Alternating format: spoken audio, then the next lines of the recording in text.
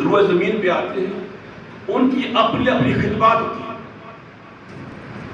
بعض اولیاء اللہ آئے صرف وہ جنگلوں بیابانوں میں اس اپنے رب کو بنانے کے لیے آئے، چلتے رہے چلتے رہے چلتے رہے.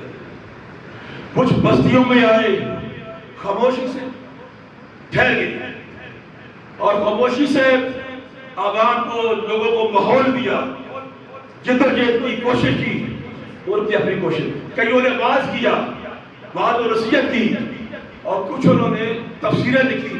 یہ اولیاء اللہ کی خدمات کے مختلف طریقے آتے رہے. جیسے ہم اس آستانے میں آئے، ہمیں کوئی خبر نہیں تھی میرا باز کلندر رحمت اللہ علیہ کے بارے میں، کوئی خبر نہیں. ہمیں کوئی خبر نہیں تھی میر اسحاق علی رحمت اللہ علیہ کے بارے میں.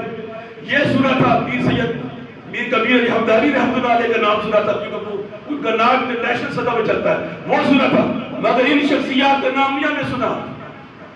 لیکن ان کا نام بتانے کے لیے جب بزرگ دنیا سے چلے جاتے ہیں، ان کی نسل سے لوگ اللہ بندہ پیدا کرتا ہے، ان کے نام کو پھر زندہ کرتا ہے. دادا علی اجمیری کو کئی عرصے کے بعد لوگوں نے پہچانا، بعد میں پتا چلا، پھر دنیا میں مشہور ہو گئی.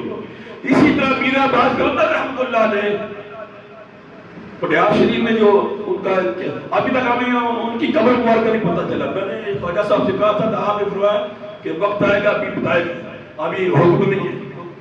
تو ہم ان کے جہاں وہ عبادت کرتے تھے وہاں ساتھ تقریر جاتے رہے، خواجہ صاحب کے ساتھ جاتے رہے، مگر ہمیں خبر نہیں تھی. اب یہ بزرگ جب اپنا آپ انہوں نے زندگی میں نہیں دکھایا تو اللہ کے ولی زندہ رہے یا دنیا سے چلے جائیں، وہ جب چاہے اپنا آپ بنوا سکتے ہیں، جب چاہے وہ اپنا آپ بنوا سکتے ہیں. اب ان بزرگوں کو بنوانے کے لیے اللہ نے اسی خاندان میں حضرت ڈاکٹر خواجہ محمد ثقلین شاہ صاحب کو پیدا کیا. اب وہ محنت کر رہے ہیں، وہ جدوجہد کر رہے ہیں، انہی کو ہمارے سامنے لا رہے ہیں. تو دوستان گرامی، یہ ہم نے یوم جمعہ بھی لگا، ہم نے ماننا ہے اللہ کے ولی جہاں رہے یا اگلی دنیا میں چلے جائے. تیری یاد شعر ہے علامہ اقبال کا، کہ اللہ کے ولی کا نہ یہ جہان ہے نہ وہ جہان ہے، مگر یہاں مرنے کی پابندی ہے، وہاں جینے کی پابندی ہے. اللہ کے ولی ادھر ہے تب بھی